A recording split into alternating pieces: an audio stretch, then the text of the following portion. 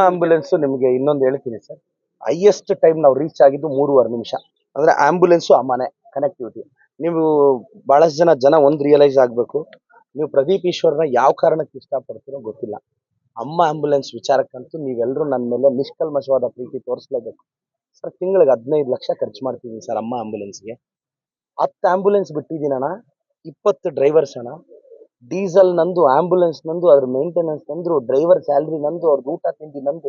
ಬೆಂಗಳೂರಿಗೆ ಹೋಗ್ಬೇಕು ಅಂದ್ರೆ 5-6 ಸಾವಿರ ಕೊಡಬೇಕು. ನಮ್ಮ ಆಂಬ್ಯುಲೆನ್ಸಲ್ಲಿ ನಾವು 1 ರೂಪಾಯಿ ತಗೊಳ್ಳಲ್ಲ. ಒಂದ್ಸಲ ಕೆಲವು ಎಷ್ಟು ಟ್ರಿಪ್ಸ್ ಆಗುತ್ತೆ ಗೊತ್ತಾ? ತಿಂಗಳಿಗೆ 15 ಲಕ್ಷ ಖರ್ಚು ಮಾಡ್ತೀವಿ. ನನಗೆ ಗೊತ್ತಿಲ್ವಾ 15 ಲಕ್ಷದಲ್ಲಿ ಒಂದು 30-40 ಬರುತ್ತೆ ಅಂತ? ನನಗೆ ಗೊತ್ತಿಲ್ವಾ 15 ಲಕ್ಷ ಉಳಿಸಿದ್ರೆ 1.5 ಕೋಟಿ ಆಗುತ್ತೆ, ಅದರಲ್ಲಿ ಒಂದು 2 BHK ಮನೆ ಕಟ್ಬೋದು ಅಂತ? ನನಗೆ ಗೊತ್ತಿಲ್ವಾ? ನನ್ನ ದಡ್ಡನ? ನನಗೆ ಗೊತ್ತಿದೆ. ಆದ್ರೂ ನನ್ನ ತಂದೆ ತಾಯಿಗಾಗಿದ್ದ ಪರಿಸ್ಥಿತಿ ಯಾರಿಗೂ ಆಗಬಾರ್ದು ಅನ್ನೋ ನಿಷ್ಕಲ್ಮಶವಾದ ಮನಸ್ಸಿನಿಂದ ಮಾಡ್ತಾ ಇದ್ದೀನಿ. ಅದಾಗ್ಲಿ. ಈಗ ಮುಂದಿನ ವಾರ ಮತ್ತೆ ವರಮಹಾಲಕ್ಷ್ಮಿ ಹಬ್ಬಕ್ಕೆ ಸ್ಯಾರಿ ಸ್ಟಾರ್ಟ್.